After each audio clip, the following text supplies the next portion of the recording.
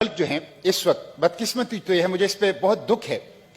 کہ ہمارے ملک کی ججز کی جو مراعات ہے، پرک اینڈ پریویلیجز ہیں، اس میں پاکستان کی جوڈیشری تقریباً 10 ممالک جن کو پرکس اینڈ پریویلیجز ججز کو مراعات اور سہولیات ملتی ہے اس میں آتی ہیں، اور انصاف کی فراہمی میں ہماری جوڈیشری کا نمبر ہے 124واں۔ مجھے حیرت ہوتی ہے، یہ افسوس کی بات یہ ہے کہ ججز کی مراعات اور سہولیات میں پاکستان 5 اور 10 ممالک پہ ہے دنیا میں، اور انصاف کی فراہمی میں پاکستان 124ویں نمبر پہ ہیں۔ مسٹر چیئرمین، ہمارا جو ٹرانسپیرنسی انٹرنیشنل ہے 2020 کی جو سروے ہے، اس میں 180 ممالک میں ہماری جوڈیشری 120 نمبر پر آ گئی ہے، اور ہماری ججز کی تنخواہیں اتنی زیادہ ہیں کہ ایک جج کی پینشن جو ہیں وہ 6 اور 7 لاکھ ہیں، اور مجھے نیشنل بینک کے ایک بندے نے بتایا کہ جس دن کسی جج کی پینشن کی ادائیگی ہوتی ہے تو ہم باقی پینشن سے کہتے ہیں کہ آج چلے جائیں، آج باقیوں کو ادائیگی نہیں ہو سکتی۔ اتنی بڑی تعداد میں تو پینشن لیتے ہیں، لیکن انصاف کہاں ہے؟ مراعات ہے، سہولیات ہیں، تنخواہیں ہیں، پینشن ہیں، پروٹوکول ہیں، لیکن 2.1 ملین پینڈنسی ہے اور کوئی انصاف لوگوں کو نہیں مل رہا۔ اور سپریم کورٹ کا اور اعلیٰ عدالتوں کا دروازہ وہ سونے کی چابی سے کھلتا ہے، جس کے پاس سونے کی چابی نہیں ہے اس کو عدالت تک رسائی ممکن نہیں ہے۔ انصاف خاص طبقے تک محدود ہے، غریب عوام پاکستان کی عدالتوں سے، انصاف سے وہ محروم ہے۔ مسٹر چیئرمین، جج صاحبان کہتے ہیں کہ کوئی سیکرٹ کاؤ نہیں ہے، کوئی سیکرٹ کاؤ نہیں، کوئی مقدس گائے نہیں ہے، لیکن میں جج صاحبان سے پوچھتا ہوں، جب یہ پینڈنسی ہے، جب آپ لوگوں کی کارکردگی یہ ہے، تو کیا کنٹمپٹ آف کورٹ کی آڑ میں آپ لوگ سیکرٹ کاؤ تو نہیں بنے ہوئے؟ کنٹمپٹ آف کورٹ کی آڑ میں، توہین عدالت کی آڑ میں کیا ہمارے اعلیٰ عدلیہ اور ہمارے جسٹس صاحبان وہ خود سیکرٹ کاؤ تو نہیں بنے؟ اگر ان کا کوئی اکاؤنٹیبلٹی کا نظام ہے، اگر کوئی ان کا خود احتسابی کا نظام ہے، اگر ان کی خود کوئی جائزہ اور پرفارمنس کو گیج کرنے کا نظام ہے، تو پھر 2.1 ملین مقدمات پاکستان کی عدالتوں میں کیوں ہیں؟ اس لیے مسٹر چیئرمین، یہ ایک بہت بڑا ایشو ہے، اور مجھے تو حیرت ہے، میں جج صاحبان سے کہتا ہوں، آپ لوگ سیاست میں تو ملوث ہوتے ہو، آئے دن واقعات آتے ہیں، جیسے آج بھی ہمارے سینیٹر تارڑ صاحب نے ایک بات کی، آپ لوگ جو ہیں بہت سے ایشو کے اوپر سوموٹو چیزیں تو لیتے ہیں، لیکن یہ انصاف کی فراہمی کے اوپر آپ ڈیم بناتے ہیں،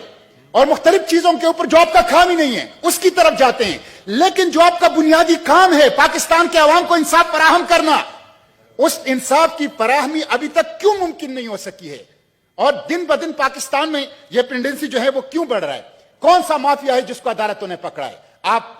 پاناما پیپرز کا، آپ پینڈورا پیپرز کا، آپ چینی مافیا کا، آپ پیٹرول مافیا کا، آپ اس طرح کی مافیاز کو دیکھ کے کون سا مافیا ہے جس کو ہمارے عدالتوں نے ایکسپوز کیا ہے، جن کے احتساب کیا ہے، اور جن کو جو ظلم انہوں نے عوام کے ساتھ کیا ہے ان کا ان کے ساتھ حساب کتاب ہوا ہے۔ اس لیے مسٹر چیئرمین، یہ ایک بہت بڑا ایشو ہے، اور ہمیں اس ہاؤس کو اس کے اوپر میں کچھ تجاویز بھی دیتا ہوں،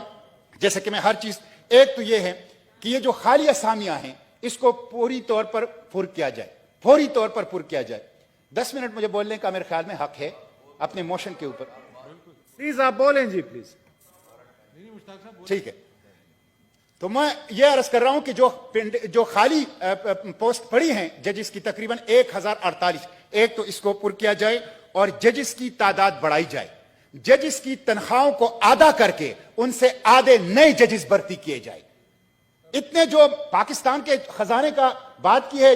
غفور حیدری صاحب، سینیٹر صاحب نے، کہ خزانہ کے اندر پیسے نہیں ہیں، جو اتنی بڑی بڑی تنخواہیں لے رہے ہیں، تو ان تنخواہوں کو آدھا کریں اور اس سے آدھے اتنے مزید جو ہیں ججز جو ہیں وہ بھرتی کیا جائیں۔ سیکنڈ شفٹ شروع کی جائے، ویڈیو لنک اور ٹیکنالوجی کا استعمال کیا جائے تاکہ اس کے ذریعے سے لوگوں کو انصاف کی فراہمی سے، اور لیگل میٹرز کے اوپر ججز کی ٹریننگ کی جائے۔ اتنے کمزور فیصلے، خود ہمیں اس کا تجربہ ہوتا ہے، مشاہدہ ہوتا ہے کہ لیگل میٹرز کے اوپر ججز کی گرفت نہیں ہے، ان کی ٹریننگ لیگل میٹرز کے اوپر تاکہ بہتر فیصلے آئیں اور کم وقت میں آئیں۔ اور اسی طرح جو بار کونسل ایکٹ ہے جس میں وکلا پیش نہیں ہوتے، اس کے لیے کوئی تعداد متعین کی جائے تاکہ کیسز جو ہیں وہ پرولونگ نہ ہوں اور انصاف کی فراہمی سے لوگوں کو اس کو محروم نہ رکھا جا سکے۔ اس لیے مسٹر چیئرمین، لوگ بھوکے رہ سکتے ہیں، لوگ